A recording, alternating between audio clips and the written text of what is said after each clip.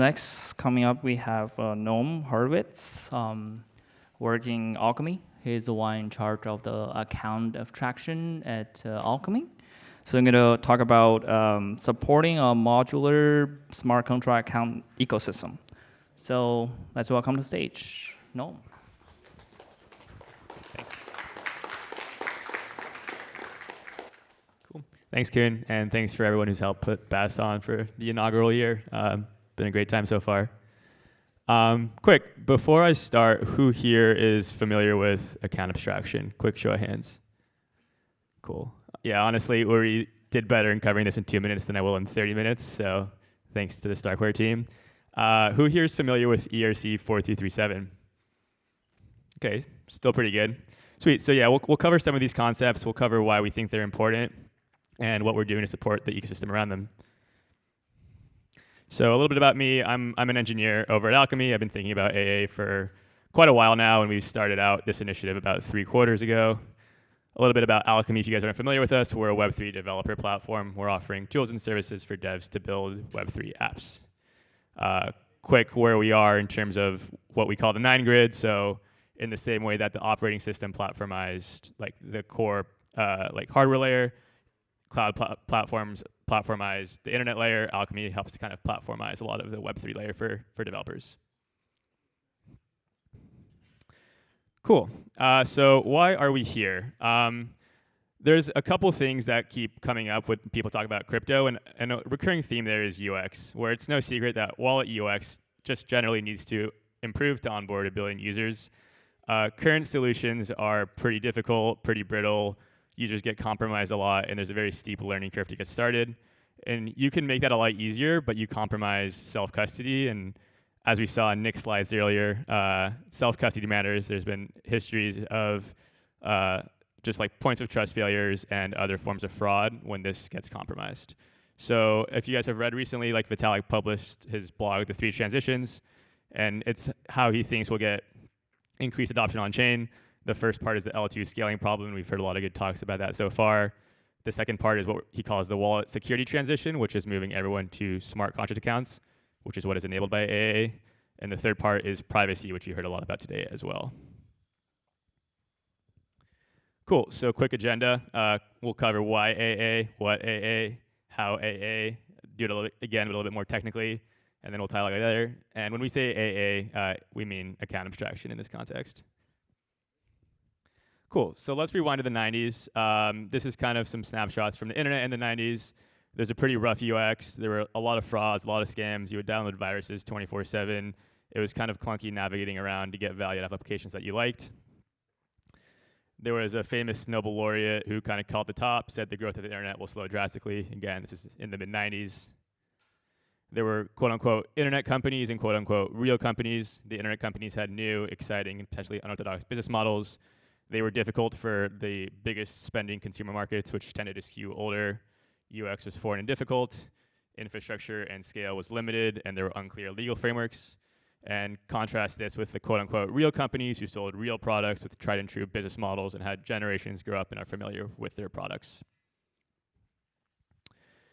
Still, like in the 90s, there was this little kernel that got people very excited.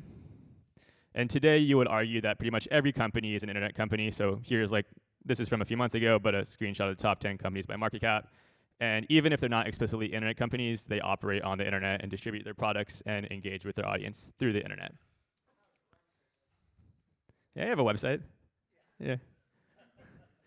And so today, essentially, all companies provide value to the users via the internet in some capacity. I would argue even Saudi Aramco. And internet UX has come a long way in 3 decades from the screen I shared initially to where we see today. Also today, UX interfacing with blockchains is very limited. I think probably all of you guys are familiar with this screenshot of setting up your MetaMask and setting up the secret phrase recovery.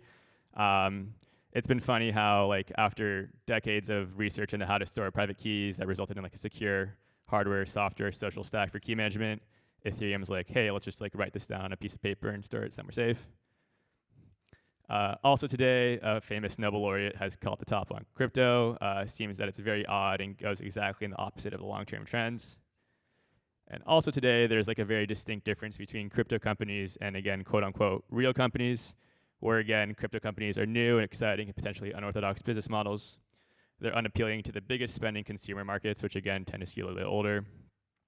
UX is difficult and foreign, unclear legal frameworks, etc., versus real companies, which if you notice were the internet companies of a couple of decades ago that now have tried and true business models. Still, there's a kernel that people are very excited about. So how do we get to this kind of future? Maybe it's not ENS, but in a world where every company can provide value to their users on crypto rails. So we want to get away from this to something a little bit more like this, with like what we would call Web 2 flows that users are generally more familiar with, kind of starting to iterate across some of the UX issues that prevent mass onboarding and kind of enabling users to get value from the application layer instead of just trying to figure out how to onboard a crypto.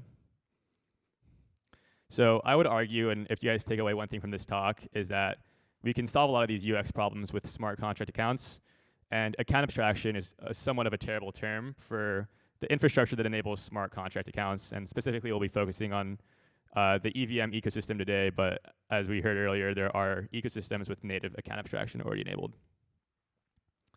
Cool. So really quickly, we'll go through the technical underpinnings of account abstraction.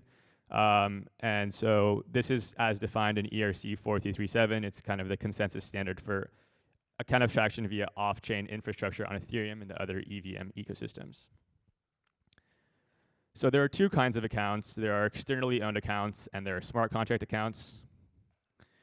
An externally owned account is fully controlled by a single key that can never change. It does very basic validation on the K1 elliptic curve and nonce validation and a handful of other checks, whereas a smart contract account can have really whatever rules it wants.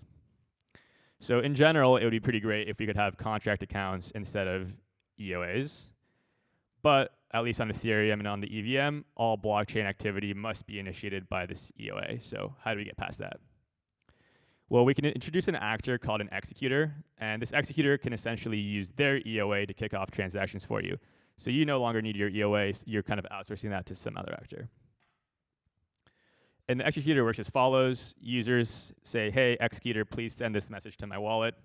The executor says, okay, I'll do that, and executes the message using their EOA on the user's wallet. The executor, though, in this model is paying for gas, which doesn't really scale well. If they're using their EOA, that's where the gas fees are incurred. So how do we work around that? Well, maybe the user promises to the executor, hey, I'll pay you back for gas if you execute my message. But notice how this is kind of a trust-based system. The executor in this case is trusting the user to actually pay them back for gas. So how do we make this more programmatic? In the words of Rihanna, or the executor in this case, we want to make sure that we can enforce this programmatically instead of relying on trust assumptions. So for this, enter what's called the entry point contract.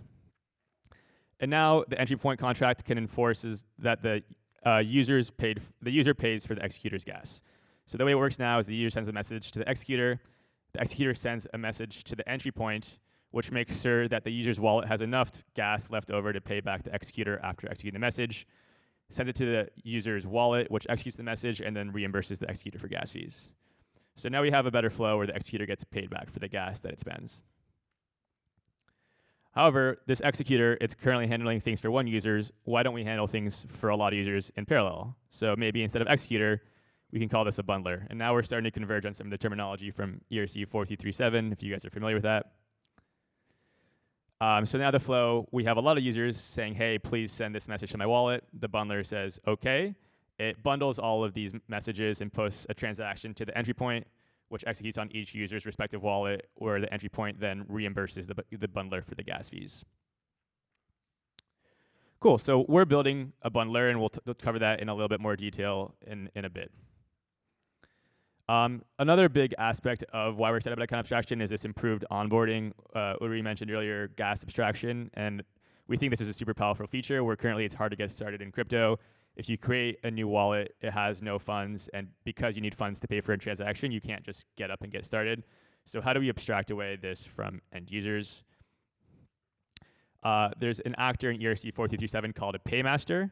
And so essentially paymasters can provide gas abstractions by allowing third parties to facilitate either gas sponsorship or gas payments in other tokens instead of having to fund accounts yourselves.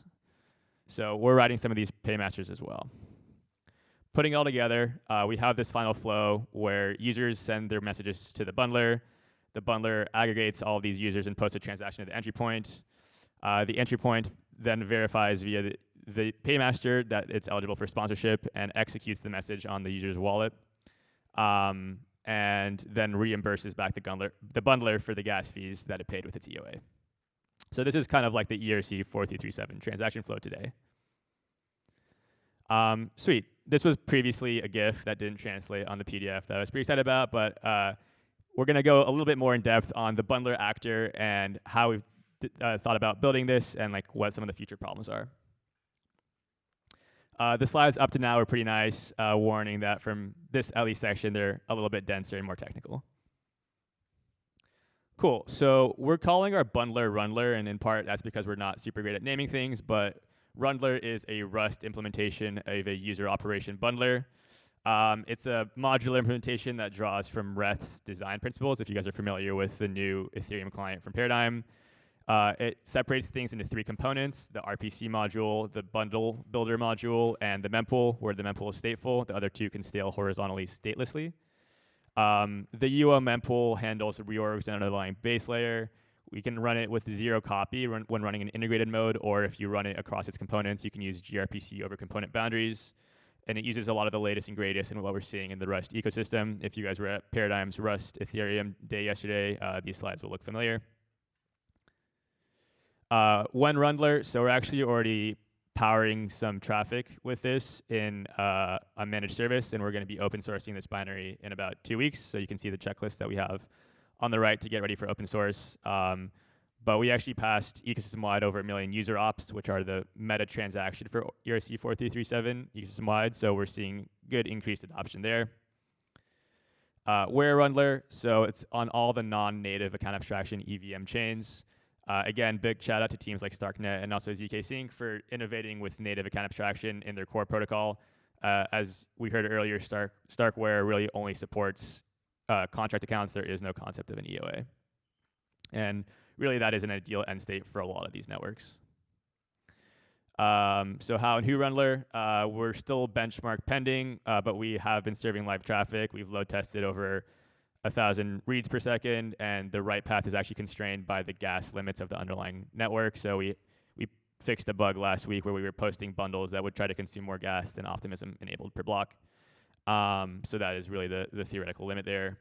It's currently a core Alchemy team of 4 engineers, and we're open sourcing that soon. Looking forward, a lot of interesting engineering problems. So we're cutting the beta release early to mid-September. We're working with other people developing bundlers as well as the Ethereum Foundation to develop the P2P mempool spec for the bundler. So a key element of 4337 relative to other previous implementations of account abstraction on Ethereum is that it's designed to be censorship resistant, and that's implemented via this P2P mempool, and that's a design trade-off that needs to be right in order to actually facilitate permissionlessness. We are designing Rundler as an SDK, meaning you can use pieces of Rundler like the mempool or the bundle builder integrated with other binaries. So you can imagine things like AAREF, which have like a top-of-block user operation transaction followed by other regular ETH raw transactions. And we want to keep modifying and leaning on the growing Rust ecosystem to improve performance with things like Rust tracing instead of using the JavaScript call tracer. Cool. So what does this enable?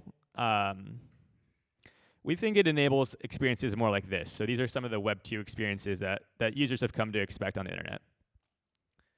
Again, this was supposed to be a GIF, sorry, but we are planning to enable this with what we're calling modular smart contract accounts. And so, again, a smart contract account is this form of programmable account. And for us, a modular smart contract account breaks up the responsibility of these smart contract accounts into separate components.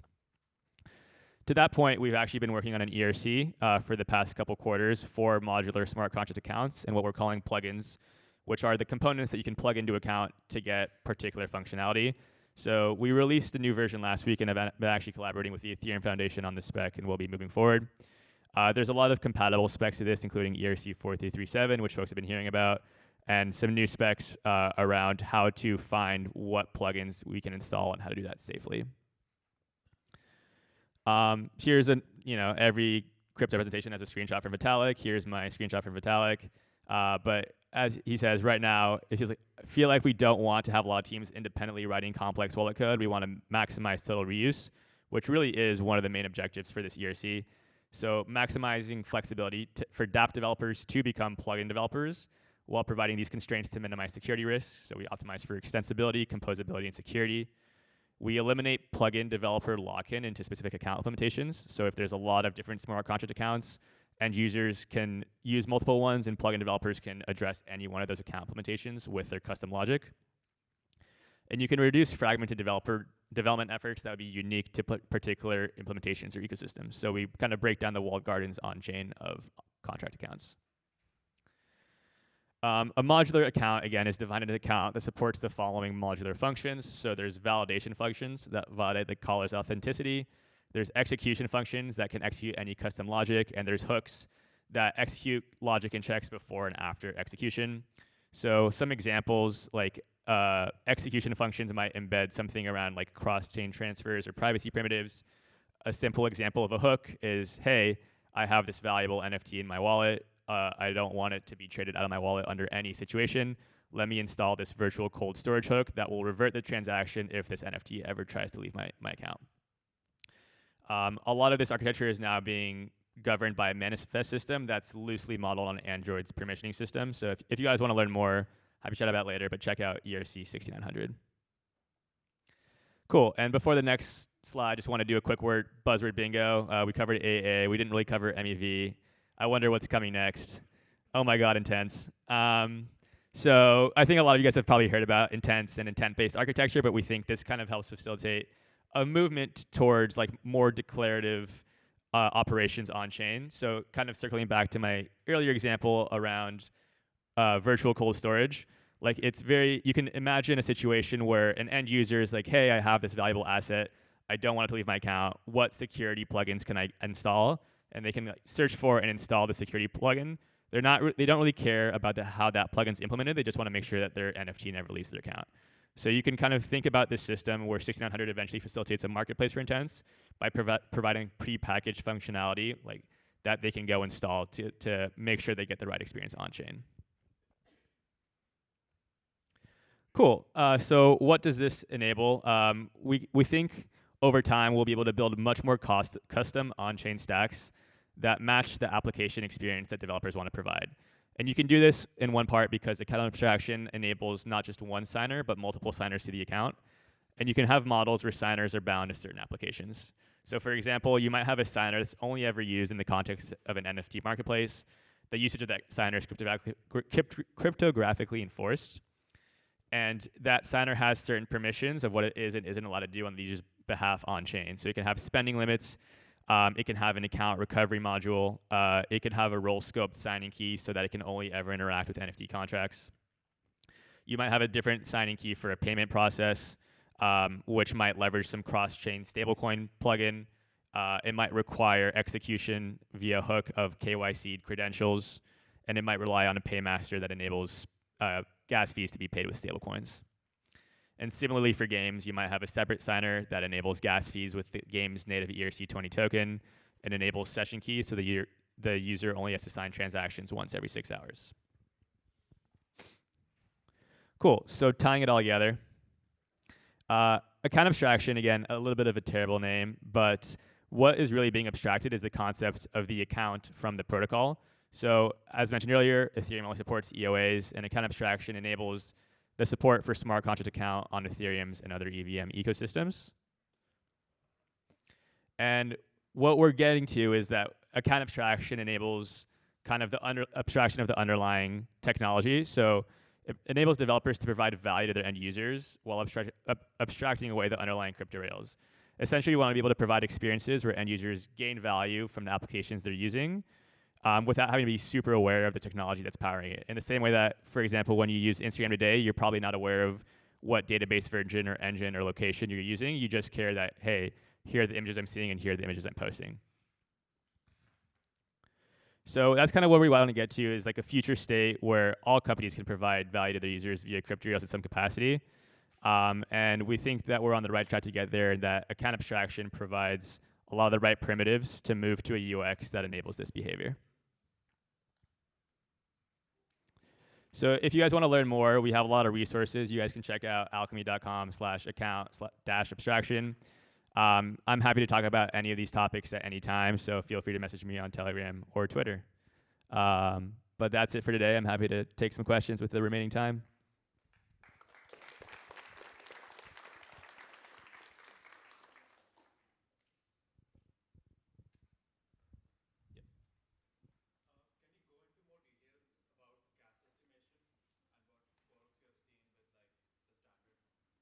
Yeah, that's a great question. So gas estimation, so ERC 4337 is probably like 8 pages. One of our tech leads for this bundler wrote a 15-page memo on gas estimation in 4337. It's a little bit sad that there's 15 pages worth to write on gas estimation, but we've seen that be a huge headache. In part, there's a few reasons for this. One is it's a little bit idiosyncratic that the bundler is not a block builder. So moving forward with like native AA, as we're seeing on Starkware, or if you would try it in Ethereum, those actors merge. And like a lot of the limitations are designed to protect the bundler from having transactions revert on chain where it's therefore liable for the gas of the reversion. So that limits a lot of like the kind of operations you can and can't do and makes this gas estimation complicated. The other thing is there's just like a pretty big sprawl of fee market logic between like Ethereum and its layer 2s. And so the bundler needs to be able to account for a lot of these things. And then especially on faster moving chains, which we're seeing on layer 2, gas is estimated at like 1 block, and by the time it's included on chain, it might be several blocks later. So generally, you need to have some buffer confidence window around like how much you want to overestimate gas to make sure it can be included in like n blocks from now. Yep.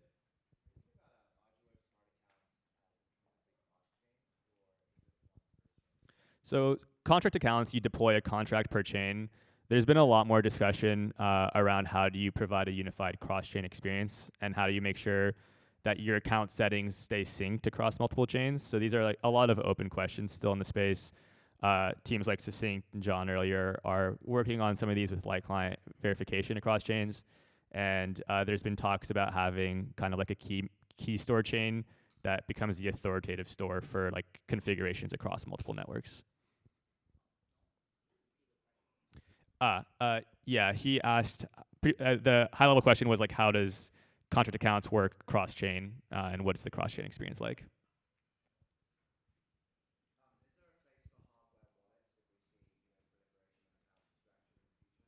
Yeah, that is a great question. So we didn't go into too much depth, but one of the things that really excites me about account abstraction is you can use different validation logic to validate signatures. So right now in Ethereum, the validation logic validates what's called the K1 curve. And K1 was borrowed from Bitcoin, and Bitcoin chose K1 to avoid any quote-unquote government backdoors. However, there's like a standard set of accepted and supported elliptic curves called NIST, and they have like a wide-ranging supportive tools and hardware support, including on most everyone's phone here, a trusted platform module explicitly designed to store private keys. And so if you update the validation logic to use what's called the R1 curve, you can use this chip on your device to store private keys and access it with proof of presence like biometrics or a PIN. And then at that point, the key is on the chip on your device. It's essentially turning your phone into a hardware wallet, and you can do the same thing with your laptop. So over time, like I think hardware wallets are here to stay, but the way I see them playing out is more as like a phone versus a standalone device. You can use a standalone device as like a alternate signer in the case of account recovery or something like that. Yep.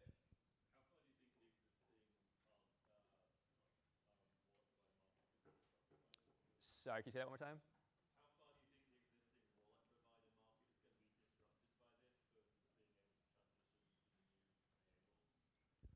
Wallet provider as in like the wallet implementations or like the tooling connecting dApps to wallets? Yeah, it's a good question. There's a good analogy I read that like if you're signing up, like if you want to go use Gmail, like you go create a Google account and then you go and use that Google account on Gmail or you go use it on Drive, but you don't just create a Google account for the sake of having a Google account. And I think that analogy kind of works well in Web3, where right now the account app model is a little bit inverse from what is in on Web2, where like you go create a wallet and you have your wallet and your wallet's awesome, and like very little value accrues to the application layer. And I think what account abstraction enables is a more frictionless onboarding to the application layer by removing some of the complexity of creating accounts. So the ideal world, and like what we see it playing out over time, is the wallet becomes invisible, and you have this unified account and identity on chain on the back end, but dApps and developers can use this identity seamlessly in the context of their application. And so the way I see it work is like the concept of a wallet as a first class primitive should probably be trending down.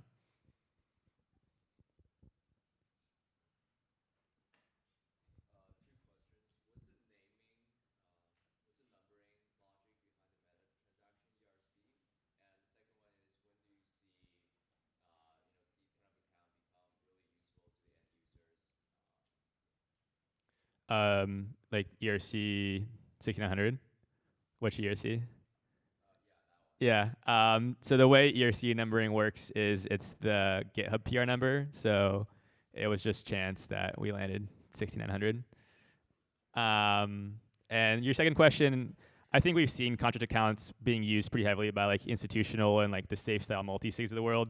I think there's a lot there that can be improved in order to provide really great user experiences. We're starting to see that now on L2s. Again, we crossed over 1 million user ops ecosystem wide, and like that's really all been in the past like couple of months, and it's growing like 5x month over month or so. So more and more users are finding their ways to these, and I think it's going to be a combination of developing the infrastructure, developing the tooling, and making sure that it's like secure, robust, and extensible. Yep.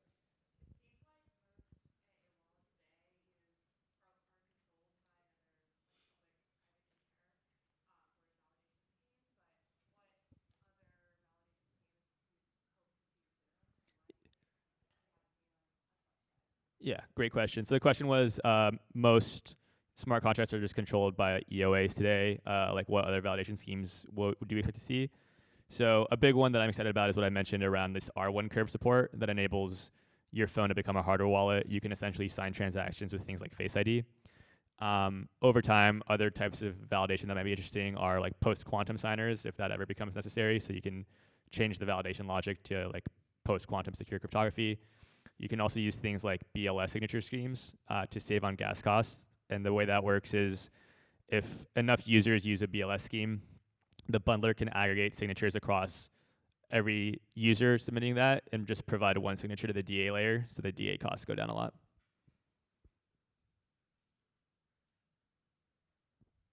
Yeah, win back.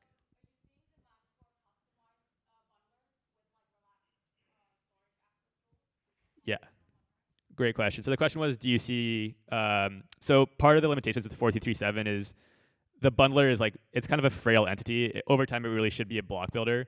And it's frail because there's a lot of ways to attack it. And so there's a set of rules designed to protect the bundler, but they can be pretty limiting. An example of that is you can't access storage outside of the account during validation of the user operation before it gets executed.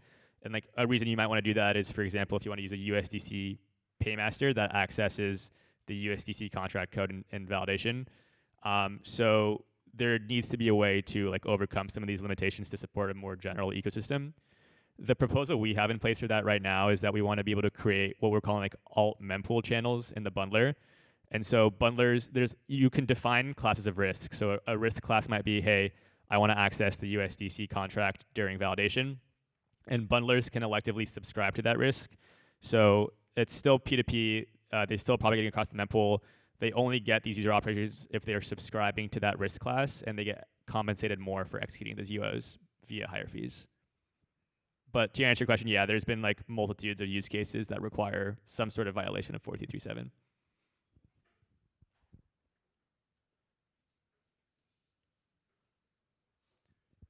Sweet. I think that's it. Well, thanks again, y'all, and happy to talk about this stuff anytime. So if you have any questions, come find me in person. Thank you.